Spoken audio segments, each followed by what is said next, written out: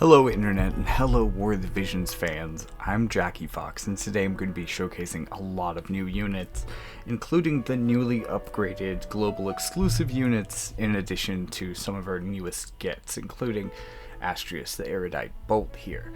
But I'm also going to be playing him on a team with Sylvie, and this is, I think, a pretty good combo. They have very similar just general vibes in that they're especially good against physical, have some barriers, and do some really heavy slash damage. They also benefit from the same job type VCs. I do want to apologize first, though, first for this next bit of video, because, but also I wanted to kind of show you why it's taken me a little while to do this, because with the pixel glitch going on right now, I can't really play on my phone. It always loads and plays great on my phone otherwise. An emulator plays pretty well too, but, well, I didn't pause this. In fact, this is probably one of the fastest load times that I've gotten out of the emulator out of all of the ones that I cut during this recording, so I'm making you sit through the shortest one, but I do want to leave this one particular one in here just to emphasize that doing even 20 or 30 matches over time accumulates hours and hours of load screen when playing on emulator. It's it's not really a thing. The way that the normal game runs with background repeats on all of these things, it's really no, except for raids. Raids are also horribly slow, and another thing that I'm also having to do on emulator, which is just annoying as well because that involves a lot of load time. So I need to give my poor computer a rest, but I haven't had, because of that, I haven't really had basically any time to do arena. But, well, the load times are finally over, so we can start talking about Astrius and Esther. So, Astrius here, in a lot of ways I'm not impressed. I think he has a really good overall package. I think he's one of the stronger units in the game. He definitely, on the general curve of new units in terms of quality, he is especially durable early on in the game, especially if you're using the legendary reliquaries armor and greatsword for him. I'm not using the greatsword here, but that would add to his initial shielding, and he has a lot of initial shielding, and that can mean that he doesn't take a lot of damage early on, but kind of like a really heavily buffed Gafgarian, after taking a certain amount of damage and after taking a certain amount of hits, that starts to change. And I would say that his damage is probably close to Esther, maybe a little bit lower, so he's not quite the level of high power brawler, but as you can see right there, that's a really powerful select individual target skill, which definitely puts him above, the quality of his moves is a bit higher than Esther, I would say, in general. His damage isn't necessarily higher, but some of the things that you get in addition to his damage are a little bit better. Esther is also a little bit more of a single target focused unit, and Astrius can be as well. He doesn't have the same huge AoEs as a lot of the newer damage dealers do, and especially the really dominant ones right now. So he doesn't necessarily feel like a damage dealer either, even though he hits pretty hard. So he's very distinctly in that brawlery space of does good damage and survives well. Although I would note that survivability is, again, heavily stacked towards the beginning of the fight for him, because of the way that his barriers work, but also the way that some other aspects of his character work. And this also brings us to another shared weakness. People who have played Esther before won't be at all surprised that Esther has this issue, and people who really paid attention to Astrius's kit will notice that a lot of those barriers were more primarily for physical. There were a number for magical, but he has a lot more native resistances to physical than he does to magical, and that means especially later in the game when those few defenses for magic dissipate, he is very, very weak to magic. Comparative to Esther, though, he does have some mitigation, some resistances to magic, and she just really doesn't. She's really, really paper thin to magic and always has been. That's always been one of the biggest things that actively keeps her in check. just absolutely melts to any type of magical damage. And you can see here, even a really old, like year 170 cost unit is doing a lot of damage to them. Just virtue of it being magical damage. But this is a really tough team, and especially, like, it's really impressive how much reformed Glaciella is still holding it together and being one of the most scary and impressive units on all of Wind. And I feel a bit honored to at least have taken her down to 1 HP. It was a very close fight. Very challenging opponent. So here's a matchup. This is going to... and I thought I moved this one further back. But I want to say that at this current point, while there's obviously huge advantages for elemental matchups that are, you know, in the correct way, lightning versus water, for example, we do have a lot of advantages over the other team, is what I'm getting at. However, this represents probably the most powerful, or one of maybe two most powerful water teams. So, you know, if any water team might have a good chance at overcoming a lightning matchup, it's probably this one. So it is at least worth it to kind of just check and see how that works out. As you can see, despite being very powerful and having a huge advantage here, it's not like Elia is getting one-hit KOs. It's not like this fight is over without them really standing a chance. They are definitely putting up a fight, which is impressive. This isn't a place that water has very often been in the history of World Divisions, but as you can see, it is still not enough for them to have a super favorable matchup with Lightning, but they're doing all right. And we'll check in more with young Oelde a little bit later in the video.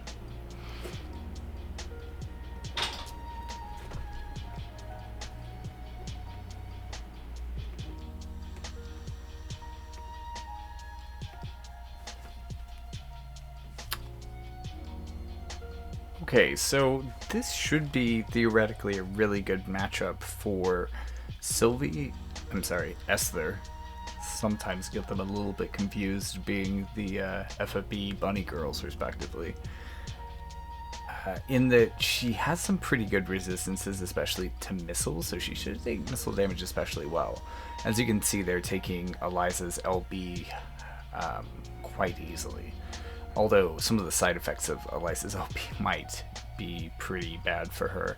Although one thing that's really surprising about this team in particular is that while Esther and Astrius are both typically more tanky units in general, there are a lot of cases where it seems like Elia is maybe taking a little bit less damage than them kind of consistently.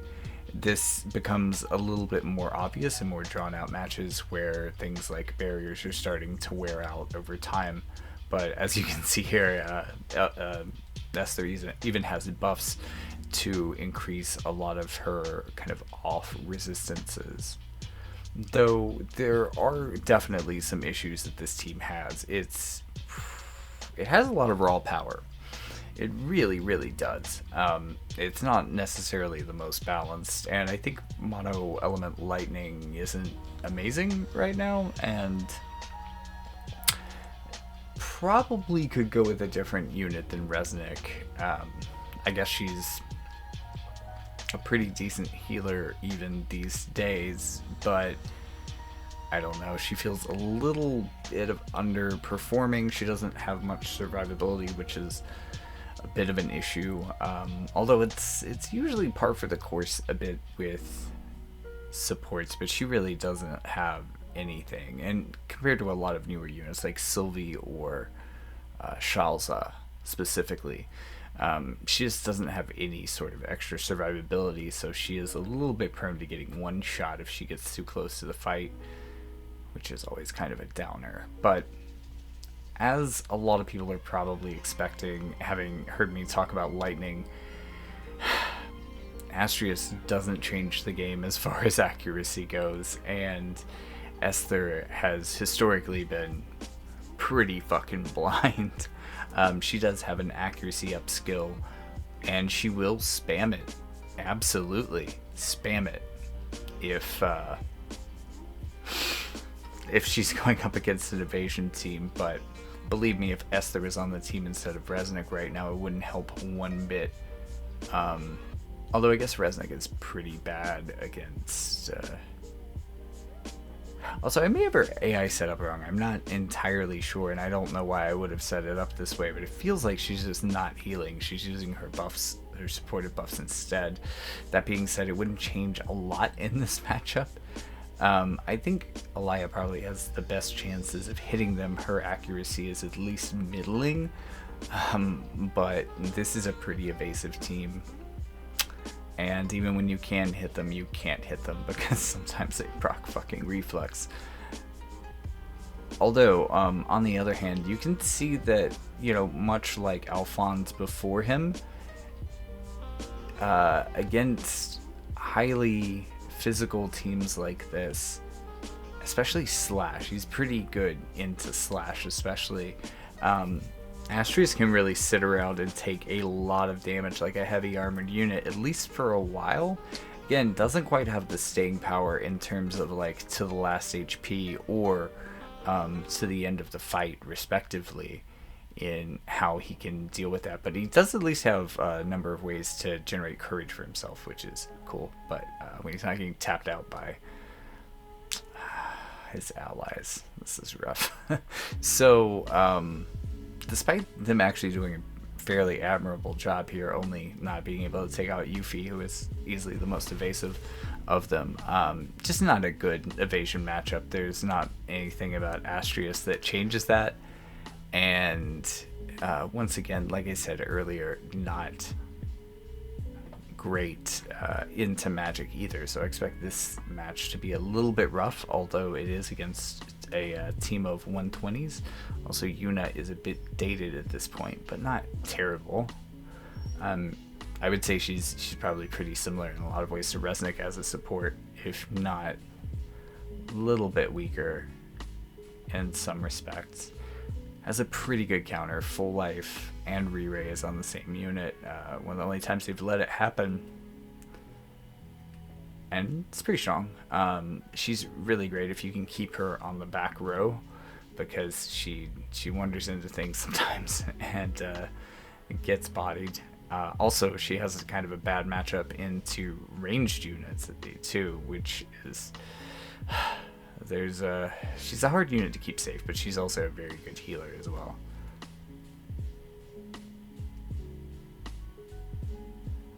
And you know, sometimes she likes to run in and do that damage. But as you can see, even from the very beginning, while the shielding definitely helped Astrius take that hit, it should have been higher damage given that it was magic. The fact that it was the first hit that he took really dampened the damage quite a bit. So that matchup was, we won pretty well, but again, they were kind of underleveled. One of the units was very one-tappable anyways, so let's go into a better built team. And this, I think, is probably like the top dog of Arena right now. There are actually some really surprising teams that are very powerful and rather specific, especially some job-based teams. Like, I'll show you later in this video, but honestly, Pierce as a job-based team right now is very powerful. Greatsword teams can be pretty okay. I mean, this is essentially... Well, no, with Esther on the team, this is essentially a greatsword team. For the most part, it's a greatsword team with Alaya. But, like, I don't have the greatsword VCs, but, you know, greatsword has a great home in Lightning. But, again, as you can see, those first couple hits he takes pretty well, and then Vivi especially. Vivi is pretty much the counter to everything I'm going to be running in today's video. Maybe you'll get sick of hearing it, but Vivi really deals with a lot of the things that I'm going to be playing today. And a big part of that, and a big reason why these teams do so well right now, is that, you know, we're, other than them and a few other select units, more teams look like my team than look like that team. Like, there's a lot of teams that look like this team. Also, hi intro, what's up, man? There's a lot of teams that look like this team that have some variation of Helena and or Vivi. But in the broader meta, there aren't a lot of like mage-heavy teams. Usually, it's a lot more representative of what I'm running, or even one less mage than I'm running.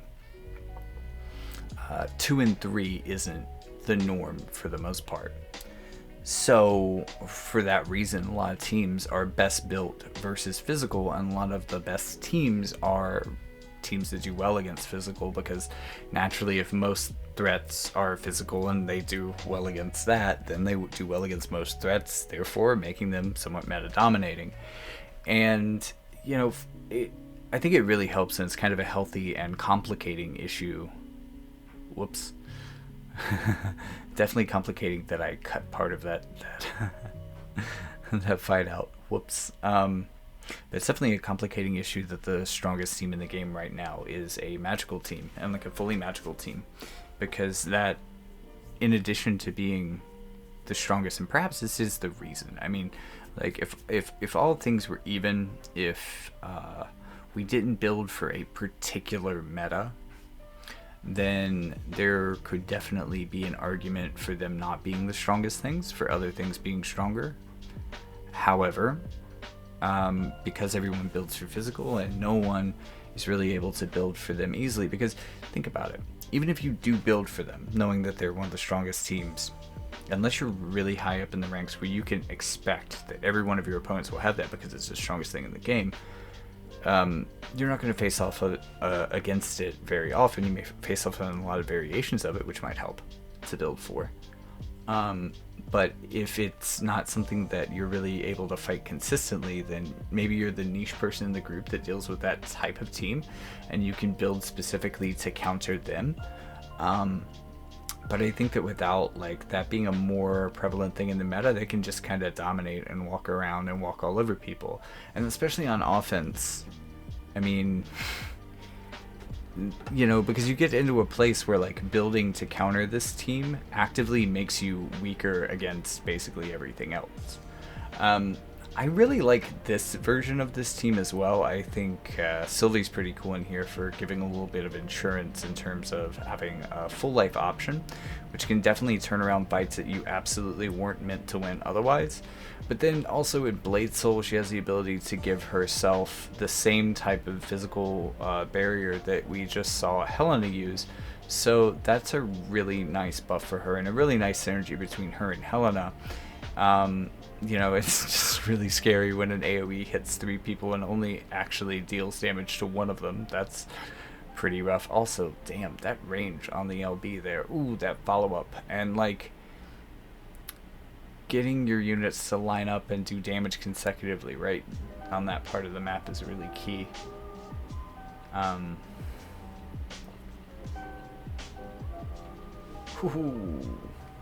But yeah, this team is really good, and it will basically go up against almost everything and win for a lot of the same reasons that I was talking about the other team doing good. And that team would be specifically the most powerful version of it, I would say, is probably like Roth, Vivi, and Summer Helena. Although maybe you could swap Roth out a bit. Definitely Vivi and Summer Helena have a huge synergy that is just lovely to exploit. Your third character might rotate around. I had a lot of fun with Vivi, Addison, and Roth as well, but I think that Helena, Addison, and Vivi would also be quite strong. So there's a lot of different combinations that you could do that would really work, but I think sticking with a single element here, either excluding Helena so that you could go all dark with something like Roth and maybe like Roth, Dark Fina, and Vivi to have a full re-raise team. I mean, that could be pretty powerful, but I think that, you know, really there is more in the combination of Vivi and Helena than there are in the individual parts, and there's a whole hell of a lot in the individual parts. So Quite a powerful team. But again, that being said, I would say that variations on like mono element variations are probably like nipping at its heels. There is just a strong synergy that transcends the elemental meta that this game has been locked in for a while, which is cool. And it's fun that's happening with light and dark, as there's a lot of support and a lot of free support, and those are kind of easy elements to build, generally speaking.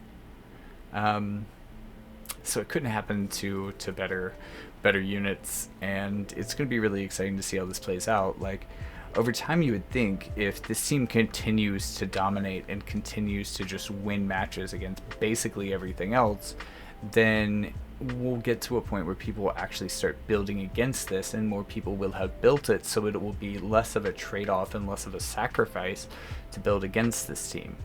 And there's a point where that kind of flips everything on its head, and all of a sudden this team is going to comparatively underperform, because now, instead of it thriving in a meta where nothing is coming for it specifically, everything's coming for it, and now those other things might start to thrive.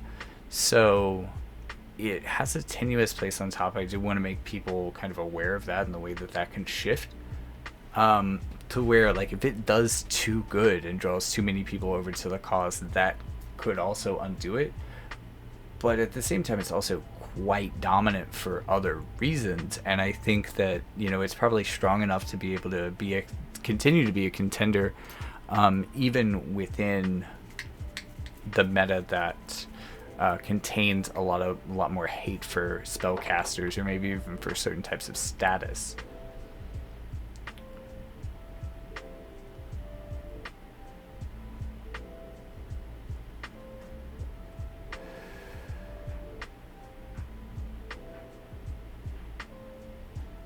And that being said, I think that especially with having Reflect as one of the things that her LB does, and how devastating this can be for other mages, that Helena definitely has the opportunity to be a very anti-magic unit, and she could absolutely have a place in a future meta that is focused around defending yourselves from other magic teams and other teams centered around herself, which could be popular. So while this overall team may stop being the best in the game, it's going to continue to be quite good. And also, either on or off of this, I think that Helena is probably going to continue to be one of the best non-limited units in the game, as she is now, and that at least for a while, especially while they maintain this synergy and this dominance and this general evasion of the norms of the meta, that Vivi is also going to be the strongest non-limited unit for quite some time. Although we are in kind of an era of upsets in terms of power creep, so there's always a potential that a couple new units come out that really shake things up and cause us to rethink the way that we play. And when we do that, who is best in this new landscape can shift and change. So I would be kind of excited to see that coming up in the future. But for right now, I really like this team, and I really like Sylvie on it as well. I do think that her upgrades make her a great addition here. But I will say I do have some issues with how squishy she can be.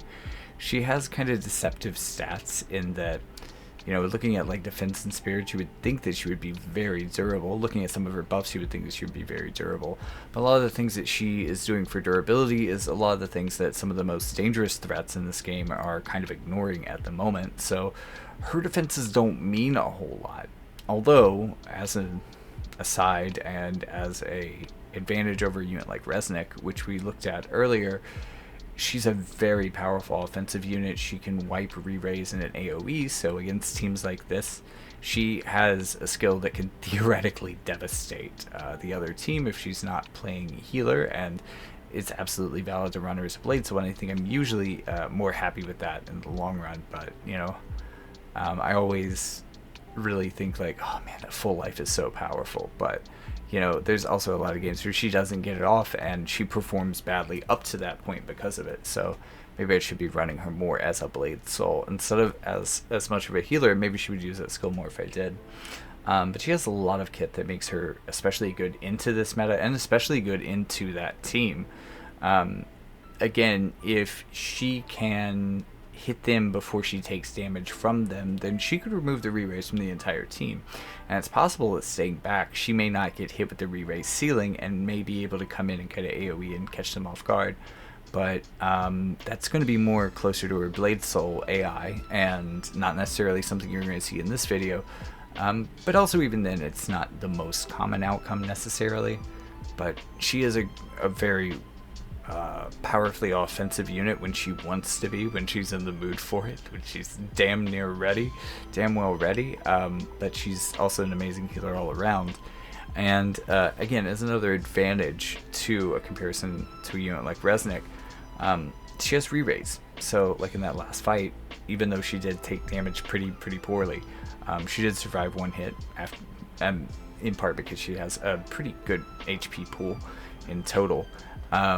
She was able to survive one hit, and then after taking the second hit, which got a lot of overkill, it's kind of irrelevant because she was able to re-raise after that. And with enough additional healing power, her re-raise is alright.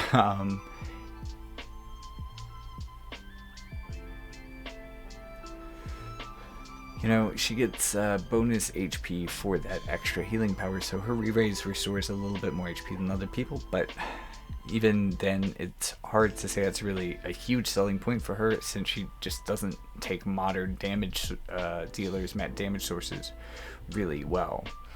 Also, this team really surprised me quite a bit. I thought it was going to be a lot jankier than it ended up performing.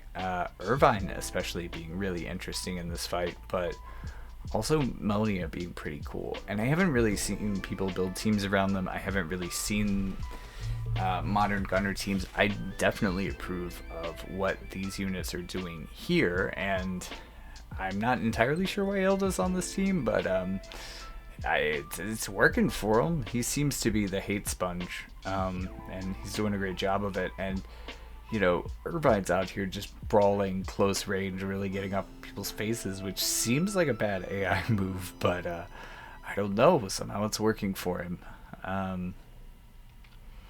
He is at least relatively durable. Like, he's not getting one shot by anything, so that's good. That follow-up damage is quite powerful, though. Check that out. And yeah, like I said, even though she comes back with a considerable amount of HP for re-raise, it's just not enough to survive additional hits after. This is going to be... so level 89 Astrius isn't probably going to contribute a ton to this fight. Don't judge him as a unit too much by this, but we're going to kind of see here if this combination of Helena and VV can survive having kind of a third slightly janky unit added to it. And my hopes are that it can do pretty well, but also my hopes are that my team is able to capitalize on this advantage and get through this. But again, they have a really strong synergy. If you want to see some footage of me playing around with the two of those units together, that was in my previous video. The Leonis family video featured a lot of VV love, or at least a good bit of VV love. He was in at least about half of my like Helena footage.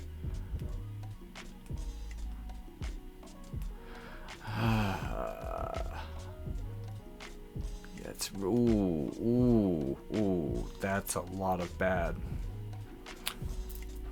But did that get...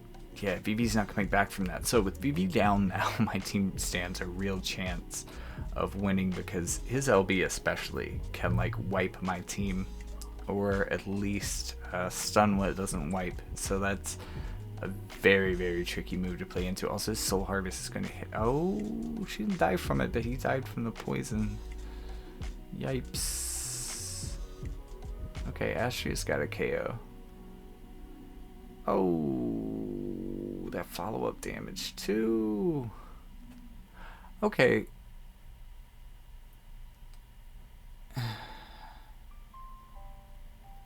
Ooh. Oh yeah, that's right. She hasn't triggered her re-raise yet, for sure. Alright. Well, there we go. So it is still a pretty good synergy, even with that. And surprisingly, Astrius did a lot more than I expected him to as a level 79 or level 89 or whatever he was unit. Which ain't fun. Woof. I got beat on, eh? Let's see. So, another matchup against a good, strong, defensive powerhouse of a modern water team. Let's see how they do against light. Personally, me playing this team, or a team similar to this, I don't have Summer Glaciella. And I think that she's one of the strongest things in water, so this is probably the best version, even better than my water team. But they don't fare particularly well against magic, and while Summer Glaciella is pretty strong, I don't think that she does super well into it either, but they're taking, or at least she's taking damage very well, getting healed very easily. Oh man, she's blind though. Stern is not that evasive, but he is relatively evasive. Ooh, the Rose Blast couldn't hit Oelde, but it did get us sleep. That gave us some additional damage, but not enough to really do much there. Ooh, him getting attack up is pretty spooky too. Okay, so he's going to re-raise and then catch this Curata from her, but I'm not sure that's going to be enough. CT up is hopefully going to mean that he gets damage one more time before things go south, but nope, Oelde got in there first. Alright, well, getting Ferris out of this is going to be fairly important. That Reflect's not going to do anything in this matchup, but she does still have most of her HP. I say she gets murdered by her boyfriend, but here's what I mean by that full life can just have me winning fights that I shouldn't be able to win otherwise. Also, look at how little damage Stern was able to do to Oelde, and you know, canonically we know that Stern is very good at doing damage to Oelde. Too soon? It's been 2 seasons. It's been like 2 years since that happened. We're fine. But as we see, we can overcome that. It's just a tough matchup. They are a very powerful team, but at the same time, being a powerful team, they're still not quite able to keep up with a Helen of the Dark Rose centered light team, especially with like modern elements, full reincarnations on a couple of the units. I finally got Stern fully reincarnated as well. I'm not sure if he was fully reincarnated for that footage, but he is definitely fully up now. And one thing I really like about this team is they kind of charge a straight line up the middle here, or side middle, and just pile on damage, just one after the other. Lion's Drain is so fucking powerful. It's actually so powerful that it's a little bit of a problem in that I thought I was maybe going to see him use his LB more on the next map, right? But here we are again with a map that has like variable range, height, and all sorts of things. You also start really far from your opponents. That's a very close range limit burst. So being very close and very flat, this is just, there's only a few places on this map that he could effectively use his limit burst against an opponent, and you know, the fates would basically have to align for it. Even though I think that in some ways it might be more likely than the last map, it also practically just isn't. But in addition to that, Lion's Drain is just so powerful, especially when multiple people get in line for it, that he typically just uses that, and that's fine. But the issue here is that I think a lot of the big selling point for him, and he's an amazing unit outside of using that skill. As you can see, the last 2 arena maps, I have had really great results with him. Definitely one of the more powerful units that I'm playing right now. But at the same time, this is without his LB, and I think that his LB adds a lot to him, as at least on paper. So when we find, I don't know, it could be that on a different map, on a very flat map somehow, where he could close in quickly. His LB could absolutely be game-changing in terms of just complete tempo override, destroys the opponent kind of thing.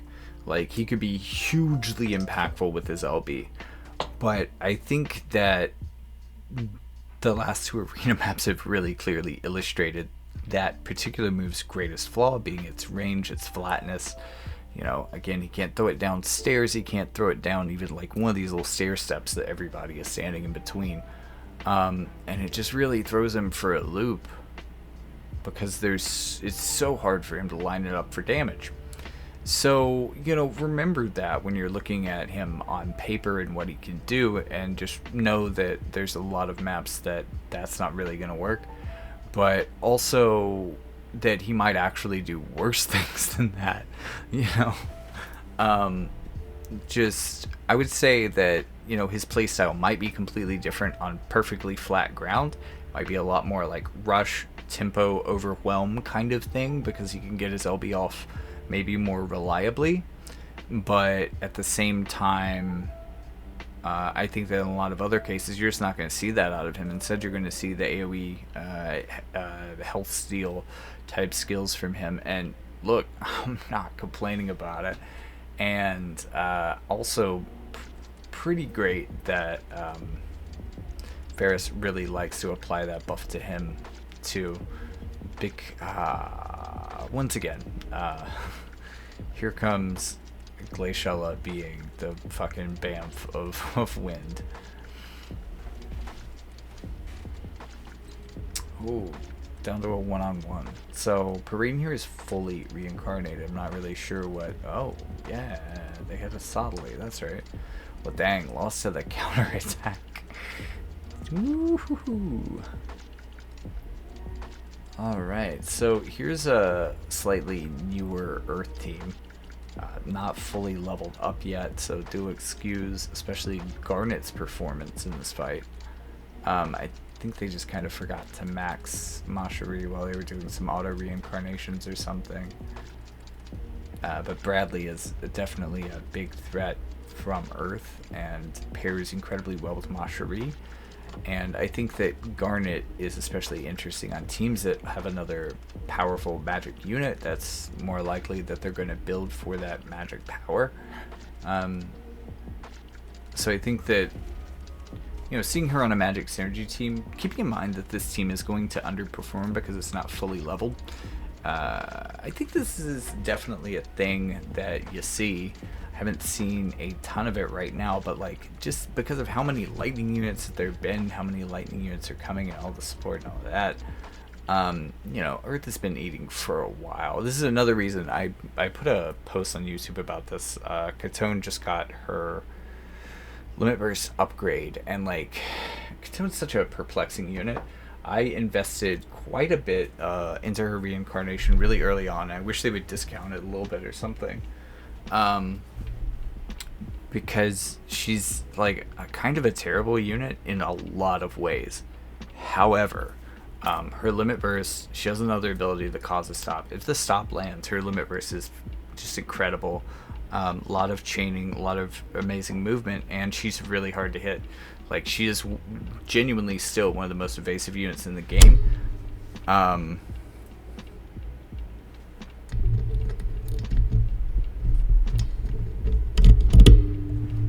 Even after phases of evasion, many milestones and power creeps of evasion have come and gone, she's still one of the most evasive units in the game. And, you know, if you're going to have a niche, people not being able to hit you is a great niche to have. Speaking of that, though, going into this water matchup, I want you to keep your eye on Farm, because Farm is also quite evasive. Maybe not Katone levels of evasive, but even as a water unit, there is definitely a chance that she is going to give this team quite a run for their money, and she could be the deciding factor that causes this water team to beat their counter. So check this fight out. I think it's going to be illustrative of a number of things, but hopefully we get through this. And if we do get through this, it's probably going to be because Alaya punched out Farm. Yeah, that's how words work.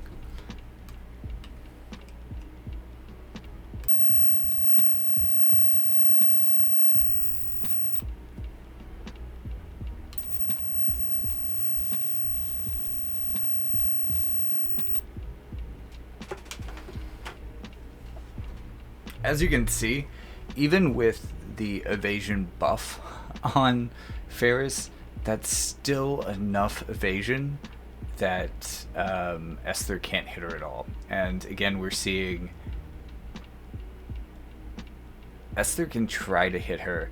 So Astrius isn't even trying to hit her, though, which is a really bad sign for him. So it means that Esther's probably getting readings of like 20 to 30% chance of hitting, which means their AI is taking the risk.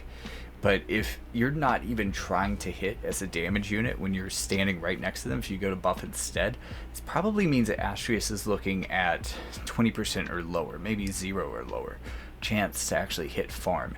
So this really illustrates that neither this newest unit or this newest upgrade is going to be changing the fact that lightning is super duper weak to evasion as a general archetype. And you know, really one of the units that threatens evasion teams the best for lightning is Alaya. So if you can build her especially hard for accuracy, that's going to cover just a monumental weakness for your team that could even be exploited by water units. But I guess it's not like controversial or even new advice to say that Alaya the Alabaster is going to make your lightning team better. I feel like I've been saying that in about every video that I've made, and she's made her way into a lot of them, despite her not being the showcase unit for a while. She just stays on my good teams like that. And the thing about her too is I think she, much like Helena, is a unit that is good on her element, probably even better outside of that with a synergy with strike teams. And I've seen this with wind even be able to dominate earth teams as well, even with like one wind unit if it's well chosen. But there's also a lot of ways to complement some of her weaknesses by throwing in other characters, and I think that we're starting to, with some of these characters, get into a place where the meta is a little bit more open and not as locked. And look, I guess I do have heals on for Resnick. She just doesn't want to use them most times. So here's the Pierce team. I was actually really surprised by this. I didn't think that Oelde was going to be powerful. I've said many times during this video that Reformed Glaciella is one of the strongest units, if not the strongest unit in wind even now. And Oelde is probably one of the strongest in water, so this is really a super group of Pierce, with the exception of Oelde, who, even when I first started playing this game before first anniversary, like 2 years ago, actually he was my first like heavy brawler slash tank-ish character that was a UR. And yeah, I stopped growing him at like level 69 or 70 because I just didn't see it being worth it. He just wasn't doing well. But as you can see here, he actually does have a bit of bulk, a bit of survivability, probably gifted to him. I would imagine that this team has immaculate Pierce vision cards.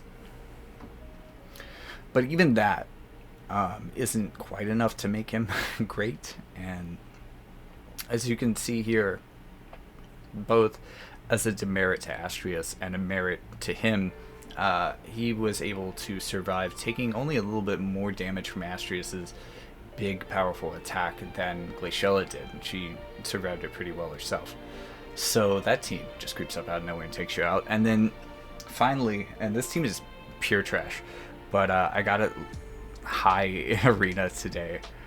So this is my off account for Ice. This is the account that I got Trevia on, because when I started this game, she was the first unit I pulled for before I understood how hard it would be to get her, and wasted a lot of vids. Didn't get her for like another 1.5 years, actually. So I relish any chance I can to play with her, even if she's teamed up with 2 120 units. But let's see if we can get her to go off with her limit burst, because her limit burst is quite powerful. Here it is. Okay. And as you can see, so many things happened after that for her.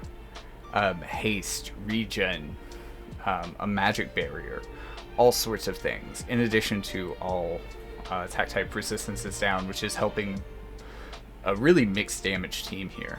Although I guess he does a lot of slash damage as well as Lastwell. But if her other allies were closer to her, which is not the way that I have this set up to run out, because I want to keep Eliza as far away from the action as I can, and Last Wolf gets pulled over too. She's not able to give them the magic barrier, but her LB now, as I understand it, has kind of a sequence effect that will give a magic barrier to people standing around her. This I thought would be a really interesting matchup. It's going to be a kind of a terrible matchup for Frevia offensively, in that all of these units are really good at dealing with mages. But on the other hand, she's really good with dealing with mages as well. So she's kind of like the ice version of Celeste in a lot of ways. So they probably are going to stall pretty hard against each other, but I think she could probably 3v1 them, or at least survive. Like, I don't think she could take them, but, you know, if she could draw their ire, I think that even my 120 level damage dealers might be able to take care of this fight. And you can already see, like, Eliza is doing some heavy damage from a distance, and also some pretty crucial debuffs here as well. But as you can see, we're not doing a lot of damage here to Celeste. But our physical units are doing pretty good damage. Got some CT down, great effects. Got the big heal. I think that was the LB. And as you can see, Celeste is stubbornly hanging in there. We just got the LB off, so all attack type resistance is down for their whole team, but they're healed up and ready to hold out. So also Celeste just countered that. Her LB does kind of the inverse, giving her all attack resistances. So that's going to heal it up for her. Unfortunately, we're not really getting to a point where Aerith is in range for anyone, but Last Wolf's doing a lot of damage. Aerith's heal on her re-raise is massive now, and the healing power up for Celeste is also really helping that out. I mean, she's coming back with a lot of health, and as you can see, like, it's really hard to chew through her for our mages.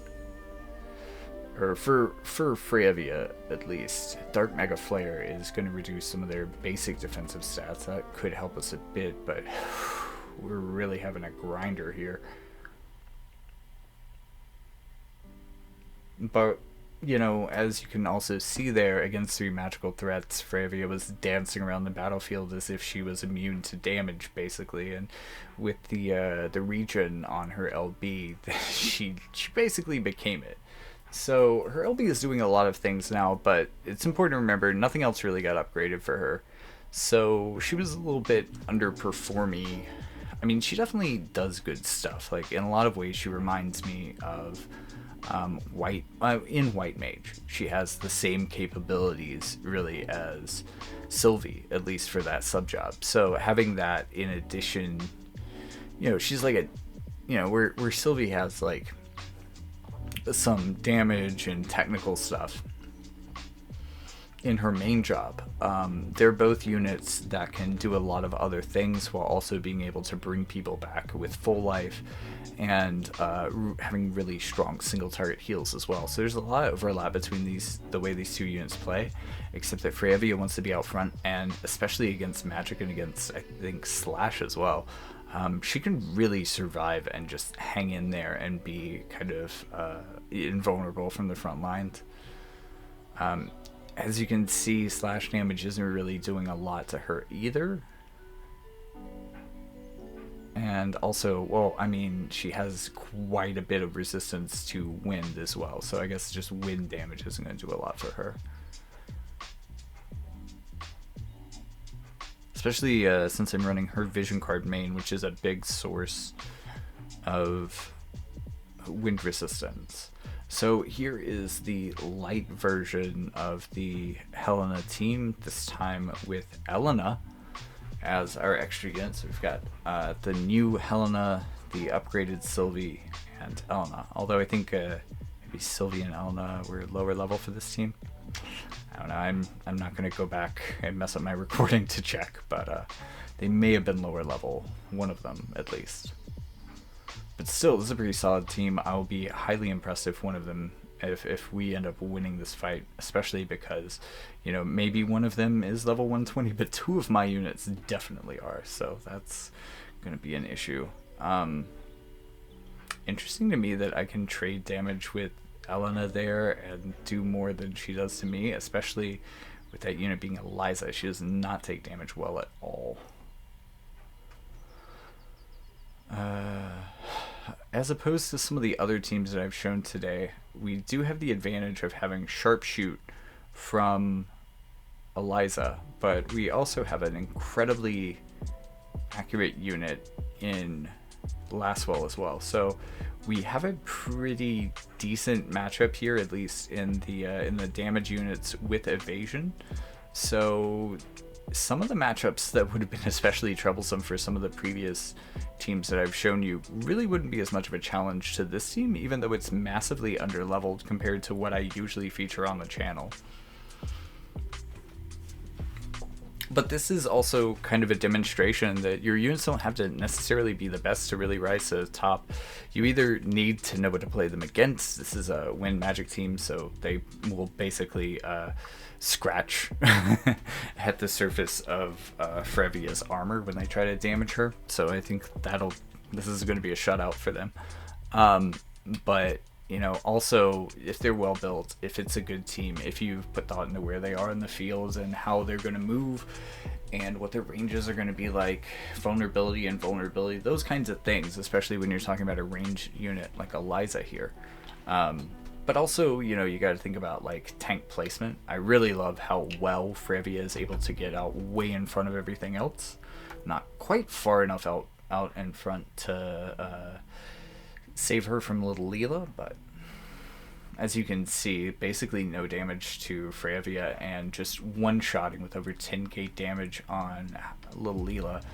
Definitely not like a tanky unit there, but you know, tanks aren't usually, especially older tanks. Oh my god, she one hit.